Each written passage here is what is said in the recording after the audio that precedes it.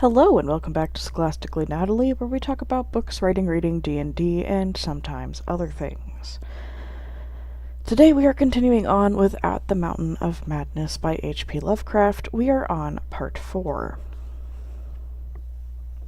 It is only with vast hesitancy and repugnance that I let my mind go back to Lake's camp and what we really found there, and to that other thing beyond the frightful mountain wall.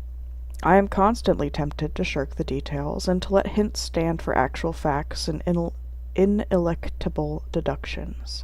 I hope I have said enough already to let me glide briefly over the rest. The rest, that is, of the horror at the camp. I have told of the wind-ravaged terrain, the damaged shelters, the disarranged machinery, the varied uneasiness of our dogs, the missing sledges and other items, the deaths of men and dogs, the absence of Gedney, and the 6 insanely buried biological specimens, strangely sound in texture for all their structural injuries, from a world 40 million years dead. I do not recall whether I mentioned that upon checking up the canine bodies, we found one dog missing. We did not think much about that till later. Indeed, only Danforth and I have thought of it at all. The principal things I may have been keeping back relate to the bodies, and to certain subtle points which may or may not lend a hideous and incredible kind of rationale to the apparent chaos. At the time I tried to keep the men's minds off those points, for it was so much simpler, so much more normal, to lay everything to an outbreak of madness on the part of some of Lake's party. From the look of things, that demon mountain wind must have been enough to drive any man mad in the midst of this center of all earthly mystery and desolation. The crowning abnormality, of course, was the condition of the bodies, men and dogs alike. They had all been in some terrible kind of conflict, and were torn and mangled in fiendish and altogether inexplicable ways. Death, so far as we could judge, had in each case come from strangulation or laceration. The dogs had evidently started the trouble, for the state of their ill-built corral bore witness to its forcible breakage from within. It had been set some distance from the camp because of the hatred of the animals for those hellish archaean organisms, but the precaution seemed to have been taken in vain. When left alone in that monstrous wind, behind flimsy walls of insufficient height, they must have stampeded, whether from the wind itself or from some subtle increasing odor emitted by the nightmare specimens, one could not say. Those specimens, of course, had been covered with a tent cloth, yet the low Antarctic sun had beat steadily upon that cloth, and Lake had mentioned that the solar heat tended to make the strangely sound and tough tissue of the things relax and expand. Perhaps the wind had whipped the cloth from over them, and jostled them about in such a way that their more pungent olfactory qualities became manifest despite their unbelievable antiquity. But, whatever happened, it was hideous and revolting enough. Perhaps I had better put squeamishness aside and tell the worst at last, though with a categorical statement of opinion, based on the first-hand observations and most rigid deductions of both Danforth and myself, that the then missing Gedney was in no way responsible for the loathsome horrors we found. I have said that the bodies were frightfully mangled. Now I must add that some were incised and subtracted from in the most curious, cold-blooded, and inhuman fashion. It was the same with dogs and men. All the healthier, fatter bodies, quadrupedal or bipedal, had had their most solid masses of tissue cut out and removed, as by a careful butcher, and around them was a strange sprinkling of salt, taken from the ravaged provision chests on the plains, which conjured up the most horrible associations. The thing had occurred in one of the crude airplane shelters from which the plane had been dragged out, and subsequent winds had effaced all tracks which could have supplied any plausible theory. Scattered bits of clothing, roughly slashed from the human incision subjects, hinted no clues.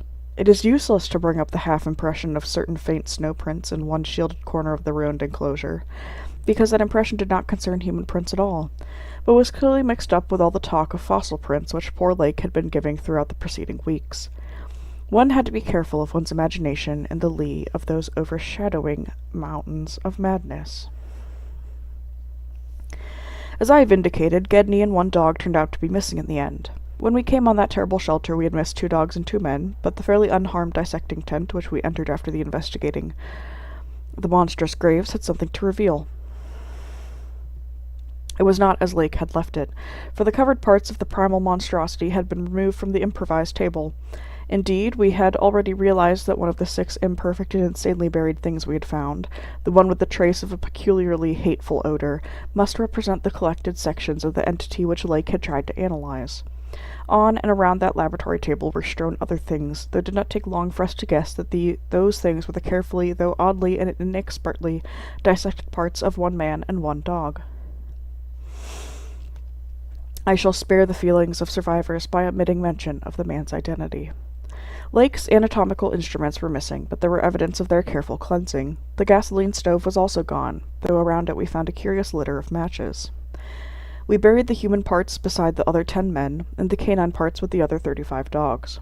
Concerning the bizarre smudges on the laboratory table, and on the jumble of roughly handled illustrated books scattered near it, we were much too bewildered to speculate. This formed the worst of the camp horror, but other things were equally perplexing.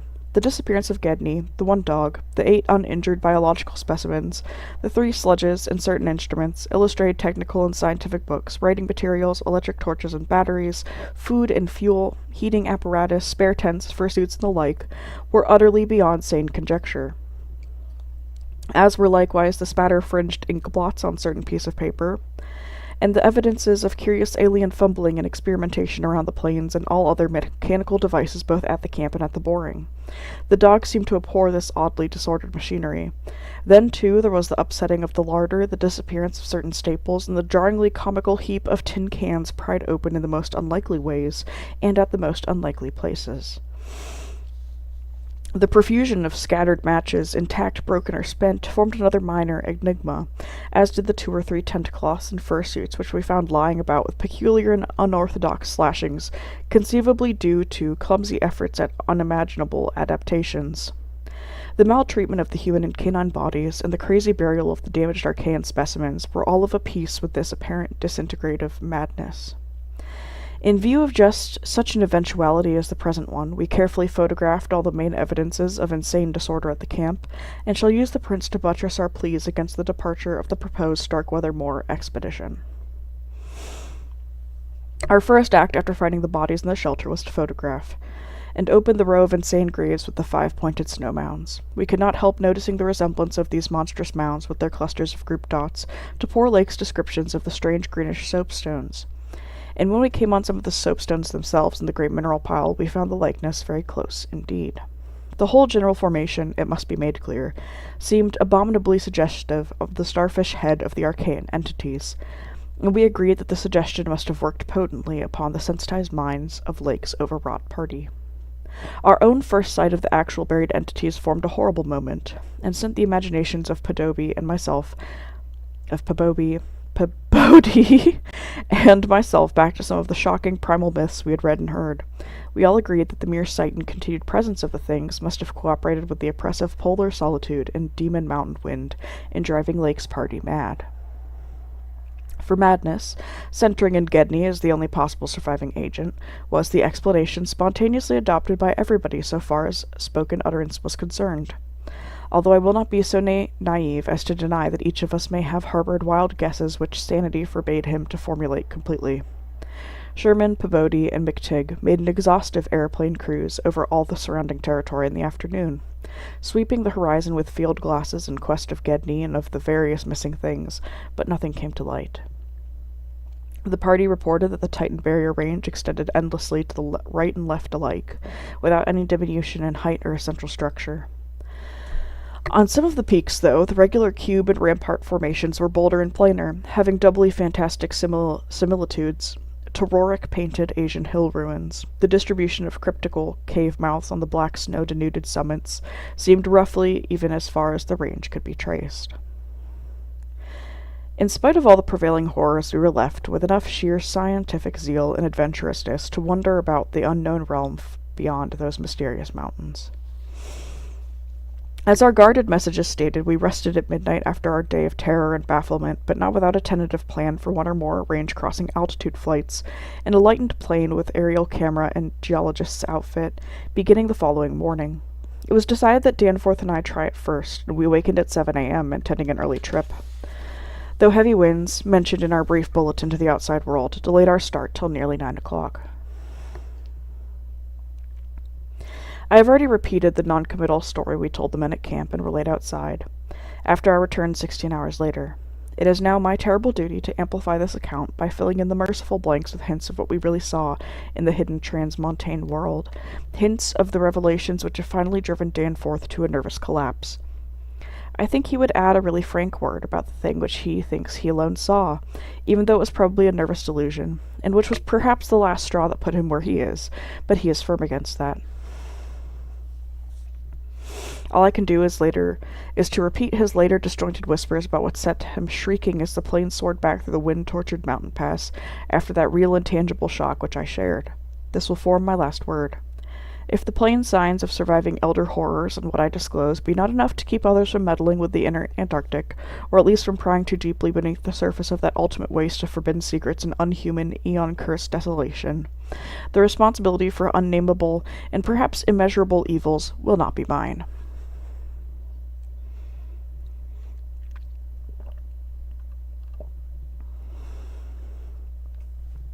Danforth and I, studying the notes made by Peabody in his afternoon flight and checking up with a sextant, had calculated that the lowest available pass in the range lay somewhat to the right of us, within sight of camp and about 23,000 or 24,000 feet above sea level. For this point, then, we first headed in the lightened plane as we embarked on our flight of discovery. The camp itself, on foothills which sprang from a high continental plateau, was some 12,000 feet in altitude, hence the actual height increase necessary was not so vast as it might seem. Nevertheless, we were acutely conscious of the rarefied air and intense cold as we rose, for on account of visibility conditions we had to leave the cabin windows open. We were dressed, of course, in our heaviest furs. As we drew near the forbidding peaks, dark and sinister above the line of crevasse-riven snow and interstitial glaciers, we noticed more and more the curiously regular formations clinging to the slopes, and thought again of the strange Asian paintings of Nicholas Roerich. The ancient and wind-weathered rock strata fully verified all of Lake's bulletins, and proved that these hoary pinnacles had been towering up in exactly the same way since a surprisingly early time in Earth's history, perhaps over 50 million years. How much higher they had once been it was futile to guess, but everything about this strange region pointed to obscure atmospheric influences unfavorable to change, and calculated to retard the usual climactic processes of rock disintegration. But it was the mountainside tangle of regular cubes, ramparts, and cave mouths which fascinated and disturbed us most. I studied them with a field glass and took aerial photographs whilst Danforth drove, and at times relieved him at the controls, though my aviation knowledge was purely an amateur's, in order to let him use the binoculars. We could easily see that much of the material of the things was a lightish Archean quartzite, unlike any formation visible over broad areas of the general structure, and that their regularity was extreme and uncanny to an extent which poor Lake had scarcely hinted. As he had said, their edges were crumbling and rounded from untold eons of savage weathering, but their preternatural solidity and tough material had saved them from obliteration. Many parts, especially those closest to the slopes, seemed identical in substance with the surrounding rock surface. The whole arrangement looked like the ruins of Machu Picchu in the Andes, or the primal foundation walls of Kish as dug up by the Oxford Field Museum expedition in 1929. And both Danforth and I obtained that occasional impression of separate cyclopean blocks which Lake had attributed to his flight companion Carroll. How to account for such things in this place was frankly beyond me, and I felt queerly humbled as a geologist. Igneous formations often have strange regularities, like the famous Giant's Causeway in Ireland, but this stupendous range, despite Lake's original suspicion of smoking cones, was above all else non-volcanic in evident structure. The curious cave mouths, near which the odd formations seemed most abundant, presented another, albeit a lesser, puzzle because of their regularity of outline. They were, as Lake's bulletin had said, often approximately square or semicircular, as if the natural orifices had been shaped to greater symmetry by some magic hand. Their numerousness and wide distribution were remarkable, and suggested that the whole region was honeycombed with tunnels dissolved out of limestone strata. Such glimpses as we secured did not extend far within the caverns, but we saw that they were apparently clear of stalactites and stalagmites. Outside, those parts of the mountain slopes adjoining the aperture seemed invariably smooth and regular, and Danforth thought that the slight cracks and pittings of the weathering tended toward unusual patterns. Filled as he was with the horrors and strangenesses discovered at the camp, he hinted that the pittings vaguely resembled those baffling groups of dots sprinkled over the primeval greenish soapstones, so hideously duplicated on the madly conceived snow mounds above those 6 buried monstrosities. We had risen gradually in flying over the higher foothills and along toward the relatively low pass we had selected. As we advanced, we occasionally looked down at the snow and the ice of the land route, wondering whether we could have attempted the trip with the simpler equipment of earlier days.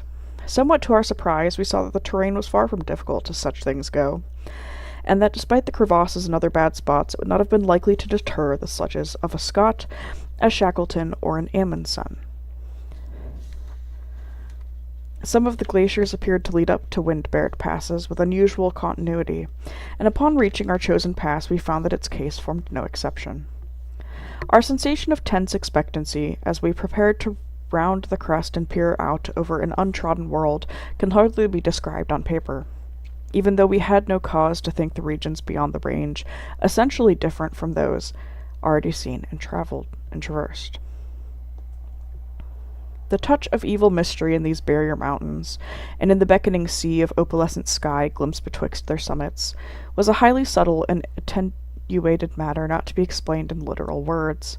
Rather, was it an affair of vague psychological symbolism and aesthetic association, a thing mixed up with exotic poetry and paintings, and with archaic myths lurking in shunned and forbidden volumes.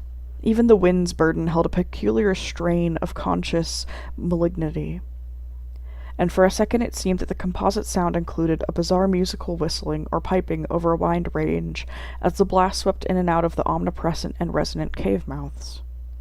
There was a cloudy note of reminiscent repulsion in this sound, as complex and unplaceable as any of the other dark impressions.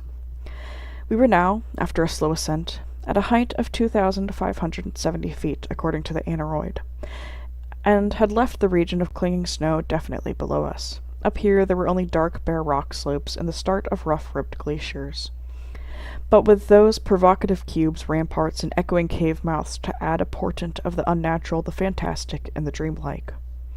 Looking along the line of high peaks, I thought I could see the one mentioned by poor Lake, with a rampart exactly on top.